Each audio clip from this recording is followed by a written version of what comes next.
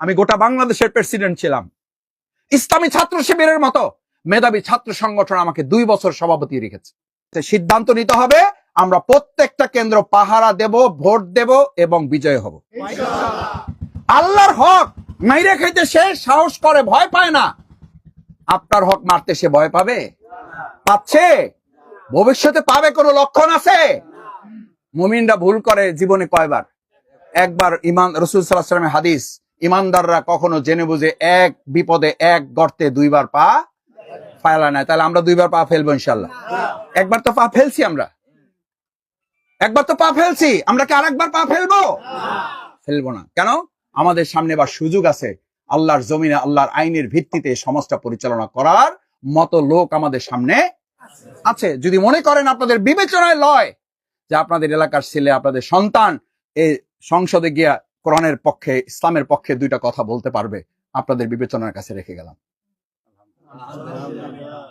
শুধু ওখানেই না, আজকে আমার জন্য অত্যন্ত সৌভাগ্যের, আমার ভালো লাগে আল্লাহ এই মদনপুরা মানুষের দোয়া, ভালোবাসা, আমার এলাকার মানুষের মুরব্বী, আমার পিতৃতুল্য মুরব্বীদের দোয়া, তাদের স্নেহ, তাদের মায়ায় আপনি আমাকে এমন একটা জায়গায় নিয়ে এসছেন। আমি বাউফলে থাকলে এমন দিন যায় না যেদিন অন্তত 2টা-3টা জানাজা আমার করার সুযোগ না হয়। আমাকে ঢাকায় অনেকে জিজ্ঞেস করে, কয়েক মাসুদ ভাই আপনি বাউফলে গেলে কি শুধু মানুষ মারা যায়? আমি বললাম না ভাই, মানুষ অন্যান্য সময় মারা যায়, কিন্তু আমি গেলে কয় যে এত জানতে পারেন কিভাবে, আপনি খবর পান কিভাবে? আমি বললাম ভাই, যে মারা যায় তার ছেলে, তার মেয়ে, তার সন্তান আগ্রহ করে, আবেগ করে ফোন করে, মাসুদ ভাই আমার বাবা বলে গেছে যদি আপনি সুযোগ থাকে আমার বাবার জানাজায় আপনি অংশগ্রহণ করবেন, আপনি ইমামতি করবেন। আমি কালকে একটা জানাজা পড়েছি, তার সন্তান উপযুক্ত, মাদ্রাসায় পড়া, আলেম, আমাকে বলেছে খালুজান এই আমার আব্বা আপনার সাথে কথা বলতে চাইছিল, আমার কষ্ট লাগে যে আপনার সাথে কথা বলতে পারে নাই, আপনি আজকে আমার বাবার ইমামতিটা করবেন। আমার তখন ভালো লাগে যে আলহামদুলিল্লাহ আমাদের মতো এই গুনাহগার লোকদের উপরে, মানুষদের উপরে, এই সন্তানদের উপরে এতটুকু ভালোবাসা, স্নেহ, এতটুকু দোয়া আমাদের প্রতি রাখে। ইনশাআল্লাহ আমরা জানাজারও জেনে ইমামতি করতে পারি। 17 বছর আমরা জুলুম অন্যায়ের বিরুদ্ধে রাজপথেও নেতৃত্ব দেওয়ার চেষ্টা করেছি। আমরা শুধু, অনেকে মনে করে, কেউ কেউ বলে কয় যে মাসুদ জানাজা ইমামতি করতে পারবে। আমি তাদেরকে বলি 17 বছর আপনাদের বহু লোককে দেখা যায় নাই, আপনাদের নামে 350 মামলা হয় নাই। শফিকুল ইসলাম মাসুদ এত বড় গুনাহগার যে আমার নামে কয়টা মামলা? 350 মামলা, 67 দিন রিমান্ড। আমার 2.5 বছর শুধু হুইল চেয়ারে বসে নামাজ পড়তে হয়েছে। আমার 4র্থ সন্তান, আপনারা অনেকে জানেন অনেকে জানেন না, আমার 4র্থ সন্তানকে শহীদ করা হয়েছে। র‍্যাব আমার স্ত্রীকে গ্রেপ্তার করে নিয়ে জেল গেট থেকে গ্রেপ্তার করেছে, জেলখানায় দেখা করতে গিয়েছে সে, জেল গেট থেকে গ্রেপ্তার করে। সে তখন 9 মাস, মাত্র কিছুদিন, 9 মাস কিছুদিন বাকি সন্তান জন্ম নেওয়ার। সেই অবস্থায় র‍্যাব তাকে গাড়িতে তুলে নিয়ে অন্যায়ভাবে নির্যাতন করে আমার গর্ভে থাকা সেই সন্তানটাকে তারা হত্যা করেছে। আমার মদনপুরাবাসী, আমি আপনাদের কাছে কিচ্ছু চাই না, আমি এমপি হতে চাই না। আল্লাহ তাআলা আপনাদের দোয়া বরকতে আমাকে এমন সম্মান মর্যাদায় রেখেছেন। আমি বহুবার বলেছি আমি গোটা বাংলাদেশের প্রেসিডেন্ট ছিলাম। ইসলামী ছাত্র শিবিরের মতো মেধাবী ছাত্র সংগঠন আমাকে 2 বছর সভাপতি রেখেছে। আমি 2 বছর সেক্রেটারি জেনারেলের দায়িত্ব পালন করেছি। এর থেকে কি সম্মান আমার দরকার?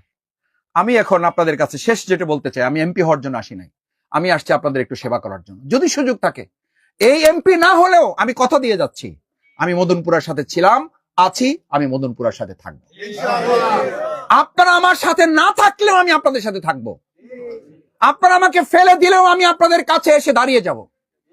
সুতরাং আমাদের মা বোনদের কাছে সালাম বলবেন, প্রতিবেশীদের কাছে সালাম বলবেন। আমার মদনপুরায় কোনো শত্রু নেই। আমাকে অনেকে বলে যে মাসুদ তোমার বাড়ির পাশেই তো শত্রু।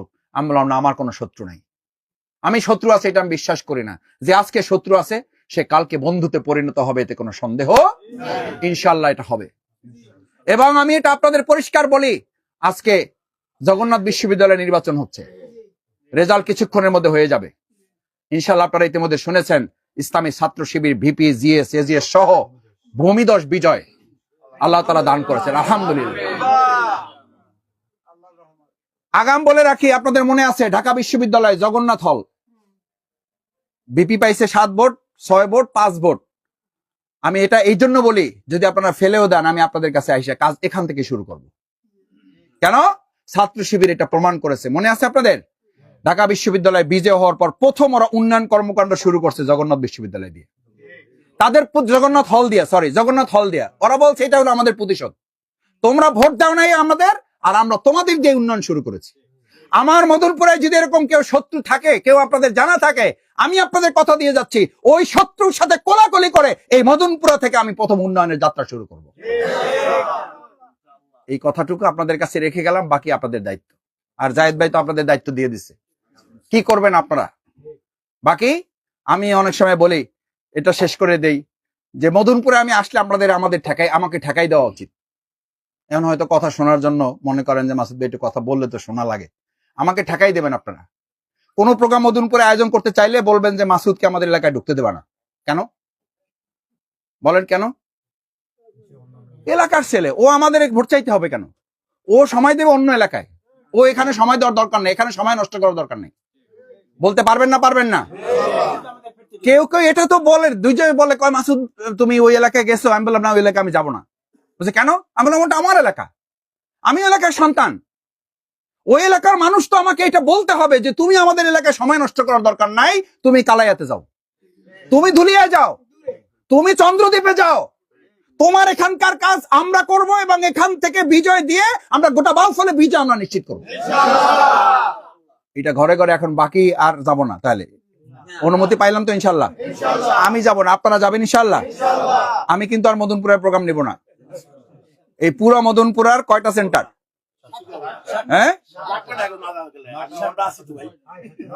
9টা ওয়ার্ড, 7টা সেন্টার। এই 7টা কেন্দ্রের দায়িত্ব আপনারা ভাগ করে, যারা আত্মীয় স্বজন, এখানে কি এই শুধু 500-700 লোক? এই 500-700 লোকের আত্মীয় স্বজন মদনপুরে আছে না নাই? প্রত্যেক কেন্দ্রে কেন্দ্রে আছে। সিদ্ধান্ত নিতে হবে, আমরা প্রত্যেকটা কেন্দ্র পাহারা দেব, ভোট দেব এবং বিজয় হব। দেখে হাতগুলো ইনশাল্লাহ। ইনশাল্লাহ রাজি আছেন সবাই? ইনশাল্লাহ।